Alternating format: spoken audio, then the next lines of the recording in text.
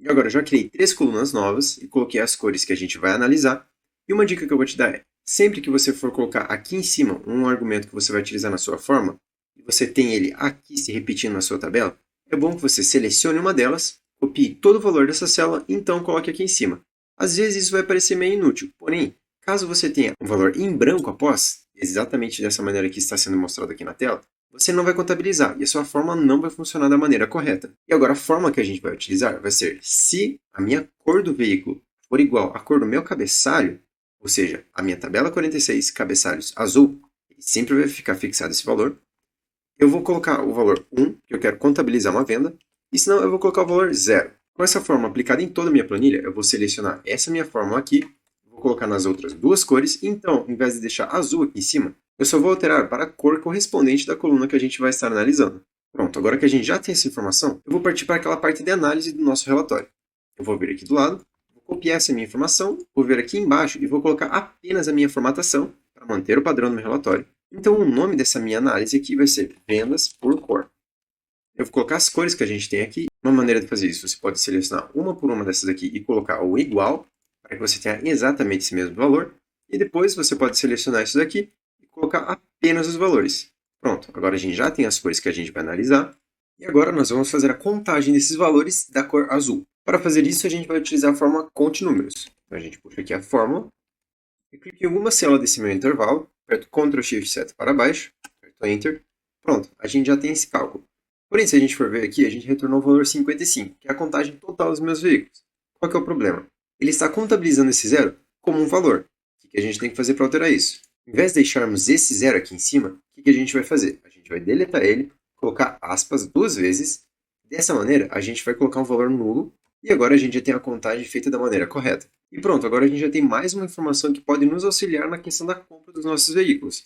Dessa maneira, a gente sabe que os carros azuis vendem em maior quantidade, preto vende em uma quantidade menor, então a quantidade intermediária acaba sendo o branco. Conforme você for gerando mais análises como essa, você vai ter mais pontos para analisar e mais dados para se basear quando você for fazer uma compra de um veículo.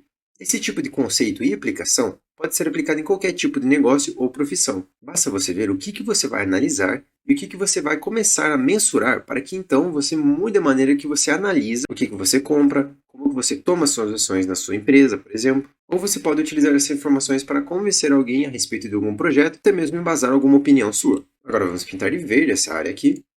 E agora a quantidade de vendas por média, ou seja, a gente tem a média de consumo de combustível lá naquela nossa outra planilha, no primeiro relatório. Eu vou te ensinar como você vai puxar aquela informação para cá, e então a gente vai utilizar a forma C para definir qual que é a média de cada um desses aqui, e depois disso a gente vai fazer uma análise similar a essa daqui. No final das contas vai ser uma lógica muito parecida com essa aqui do tempo médio de venda por década. Novamente eu vou ocultar essas minhas colunas aqui, para que tenhamos espaço para a próxima análise. Agora, no primeiro relatório novamente, a gente vem para o consumo de combustível aqui embaixo. Então nós já temos a informação que a gente vai ter que analisar para então colocar naquela nossa outra planilha. Primeiro a gente pode ver que a gente já tem mais ou menos a separação por décadas, que é o que a gente já tinha feito lá na nossa outra planilha.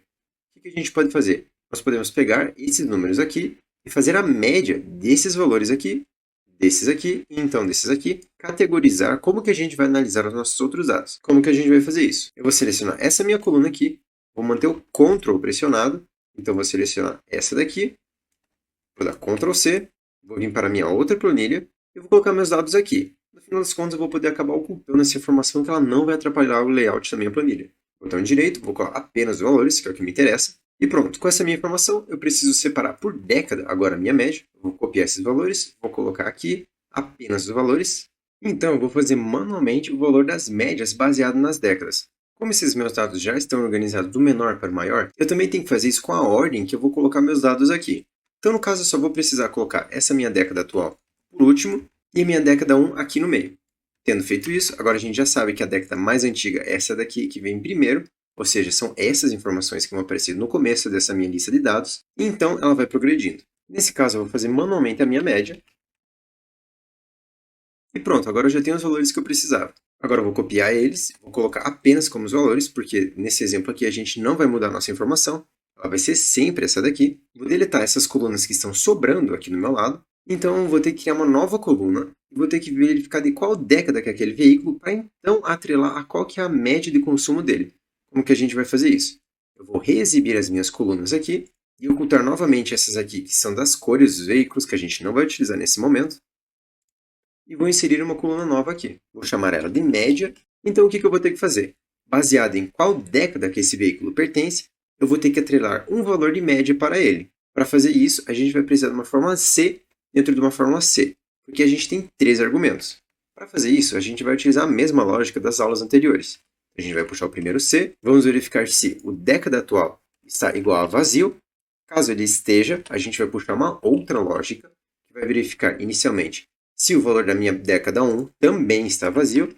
Ele vai puxar automaticamente o valor da média da minha década 2. Selecionando esse valor, eu aperto F4, ponto e vírgula.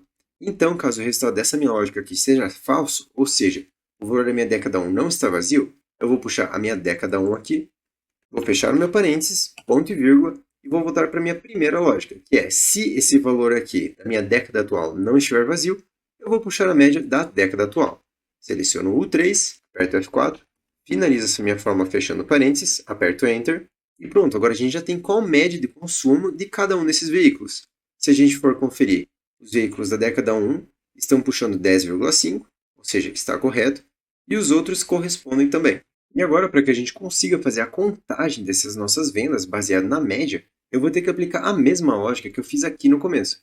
Ou seja, eu vou ter que criar 3 colunas, colocando no cabeçalho delas cada um desses valores aqui, então contabilizando com aquele 1, caso ele seja o valor daquela média. Como a gente já viu isso, eu vou colocar isso aqui rapidamente e pular essa parte da aula. E nesse caso, eu vou pular nessa aula essa parte, porque é uma lógica mais simples do que uma que a gente já utilizou aqui na década, evitando assim que a gente tenha uma aula repetitiva e redundante.